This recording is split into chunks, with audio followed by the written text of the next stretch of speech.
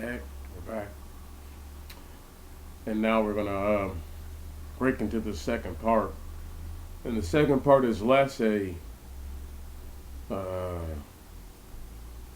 it's like an intermediate review almost. Because I don't want to do the review just yet. I wanted to get a few more chapters in and then do a review. Um, but first, let's go ahead and speak about a couple things. The first thing, the appearance uh, that we can gather from in the book of Enoch is in the chapter 14, right? And I'm going to skip forward to the the when it actually gets to the Most High. And let me read it real quick. And this is verse 20 in the middle. And the great glory sat thereon, and his raiment shone more brightly than the sun, and was whiter than any snow. None of the angels could enter and could behold his face by reason of the magnificence and glory, and no flesh could behold him. The flaming fire was round about him, and a great fire stood before him, and none could draw nigh him. 10,000 times 10,000 stood before him.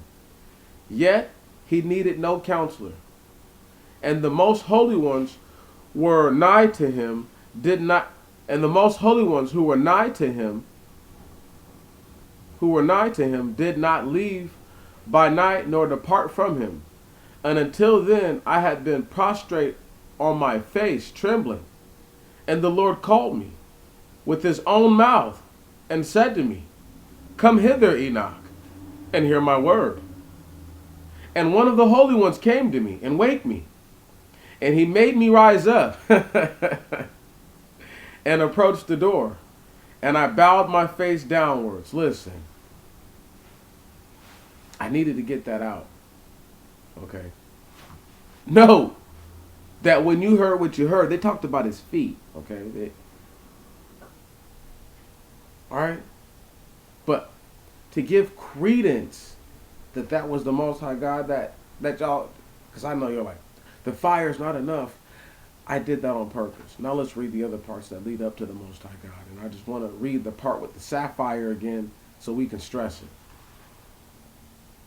Verse 9. And Moses went up, of chapter 24 of the Exodus. And Moses went up, and Aaron, and Nadab, and Abiud, and 70 of the elders of Israel. Verse 10. And they saw the place where the God of Israel stood, and under his feet was, as it were, a work of sapphire slabs. I wonder if y'all did that research on the sapphire. The crystals, just in case you didn't know. And as it were, the appearance of the firmament of heaven in its purity. And of the chosen ones of Israel was not one of them missing. And they appeared in the place of God and did eat and drink. Now stop right there. Do y'all hear the sapphire slabs? And as it were the appearance of the firmament of the heaven in its purity. What's that? Whiter than snow? Brighter than the sun? Type thing? It's also this too. Verse 8. And the vision, this is chapter 14 of the book of Enoch. I'm sorry. Forgive me. Verse 8. And the vision was shown to me thus. Behold, in the vision clouds invited me, and a mist summoned me. And the course of the stars and the lightning sped and hastened me.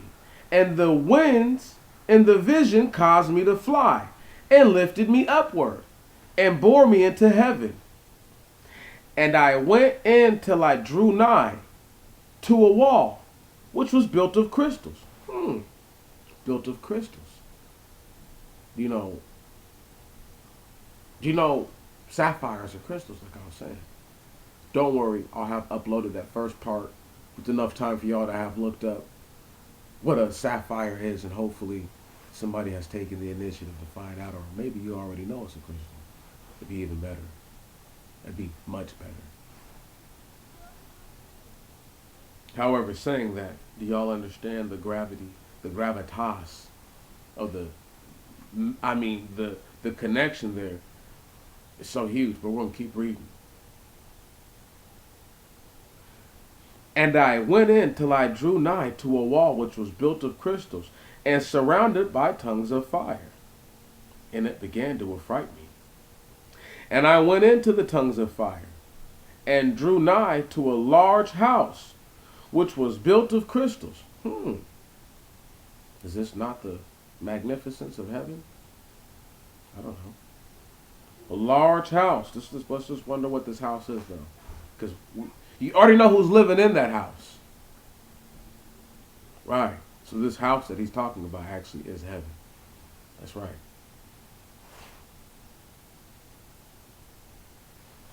And I drew nigh, drew nigh to a large house, which was built of crystals. And the walls of the house were like a tessellated floor, made of crystals. And it's like electric and stuff like that. You know what I'm saying? It's like so it'd be like crystals that have like energy coming through it, pretty much. It's pretty tight when you think about it. It's tight. And the idea that the idea that tessellation was known about, like, it's nothing. Come on, just think about that for a moment.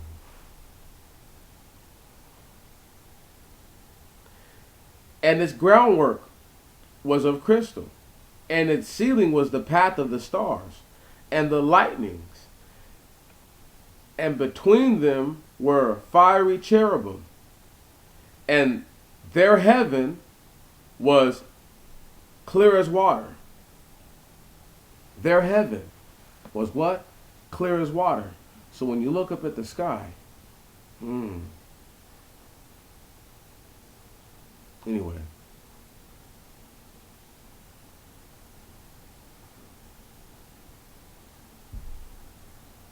A flaming fire surrounded the walls, and its portal blazed with fire. And I entered into that house, and it was hot as fire and cold as ice. There were no delights of life therein. Fear covered me, and trembling got a hold of me, and I quaked and trembled. I fell upon my face, and behold a vision, and lo, there was a second house, greater than the former. But this is still heaven. And the entire portal stood open before me, and it was built of flames of fire. This is, once again, the heaven of heavens, I would assume. This, where he was just at was heaven, or one, I don't know which heaven, but a heaven, and this is the heaven of heavens.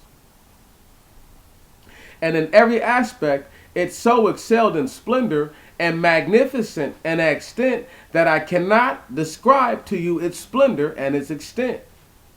And its floor was on fire, and above it were lightnings, and the path of the stars, and its ceiling was also flaming fire.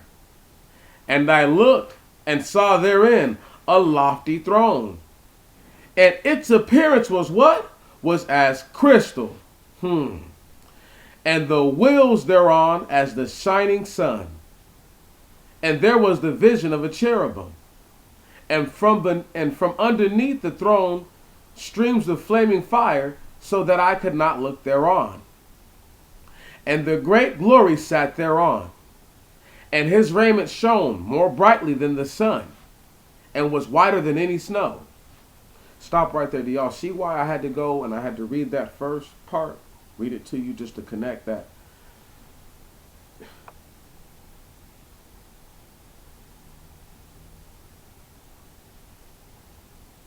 He's He, without even reading that the crystal stuff and all that. I wanted y'all to read how just how great he was, and then to read the level of greatness that they give to reverence of this character. So nobody knows. Now,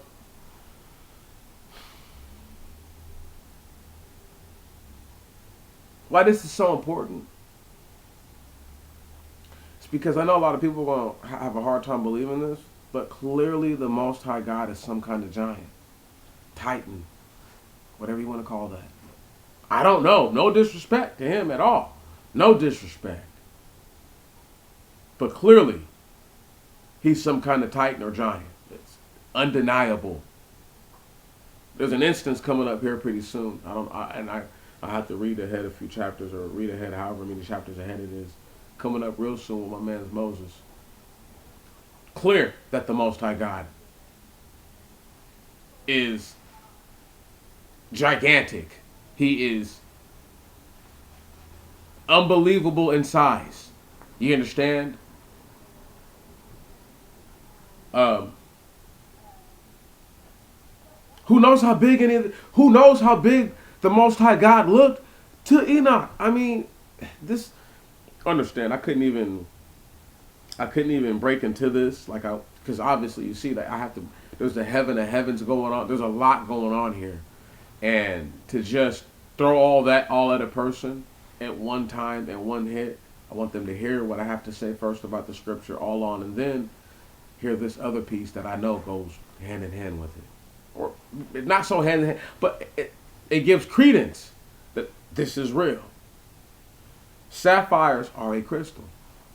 Not only that, but they're blue. I mean, sapphires range in color, but they're normally a blue and different variations of blue. Having said that, people don't know that sapphires can be yellow. Right? People don't know that they're called rubies, but technically it's a red sapphire. Dog. Understand? See, they don't. Sapphire is not just one color. That's what I'm trying to break down to you.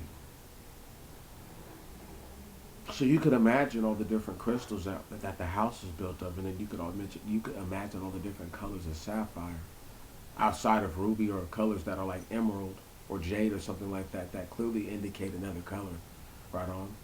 You know, but there are yellow sapphires, though. You see what I'm saying? So it's like you have to keep that in your mind, you know, that we don't know. But we do know that the purity of the heaven was explained, and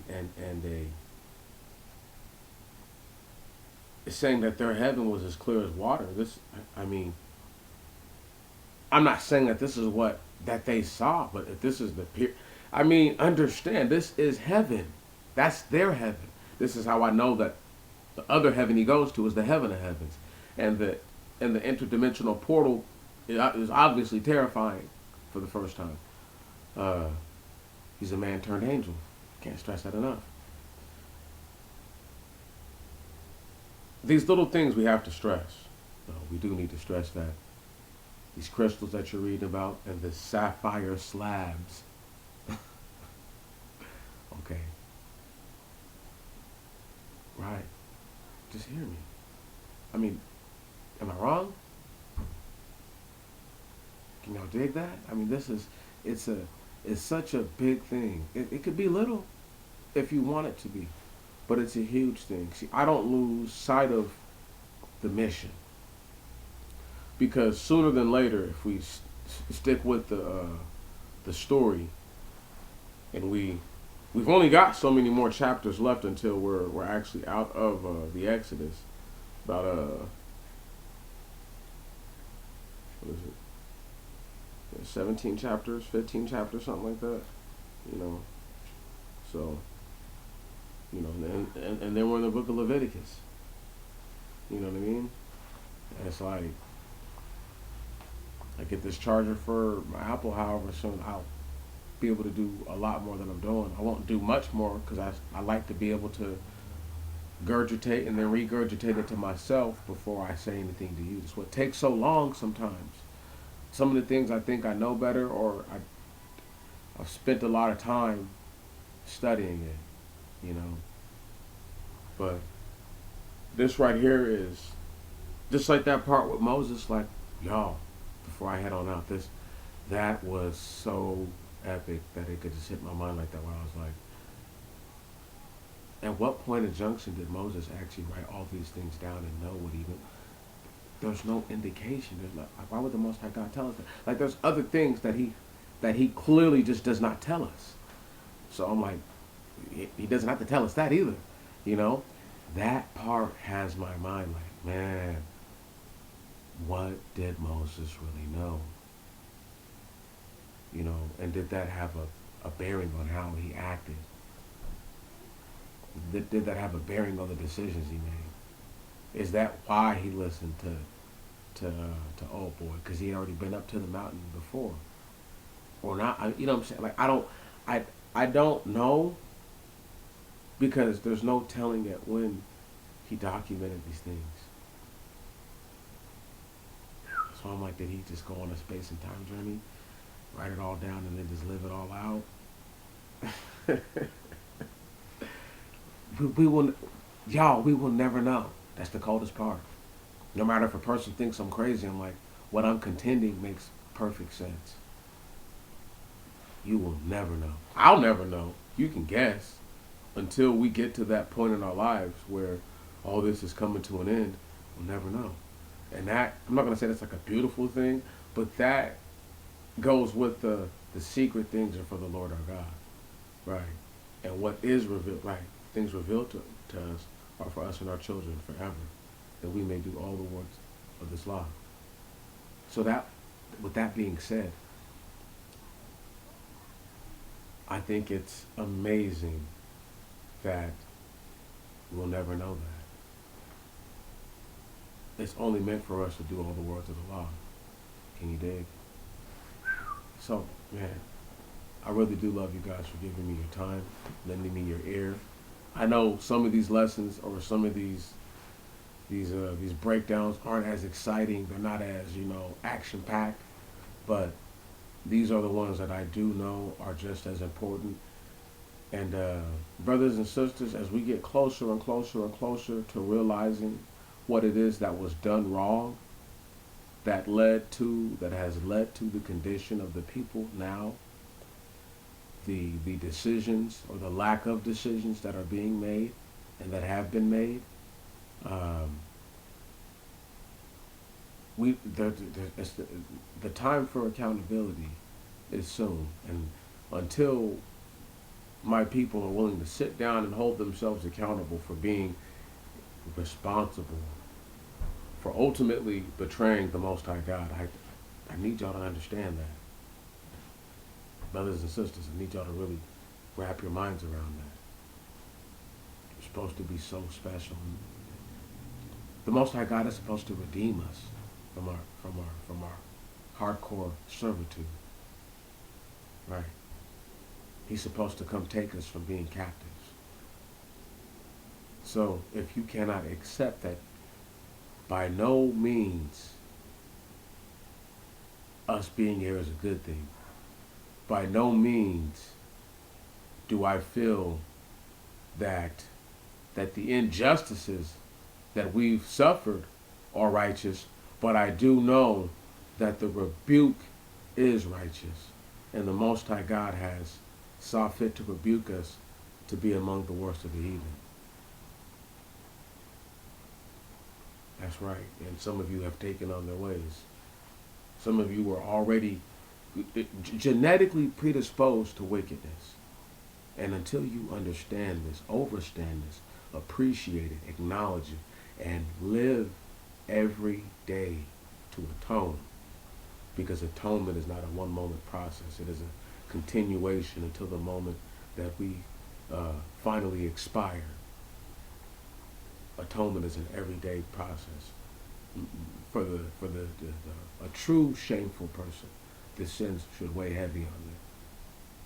With that said, I appreciate your time. I love you. Spiritual Gumbo out.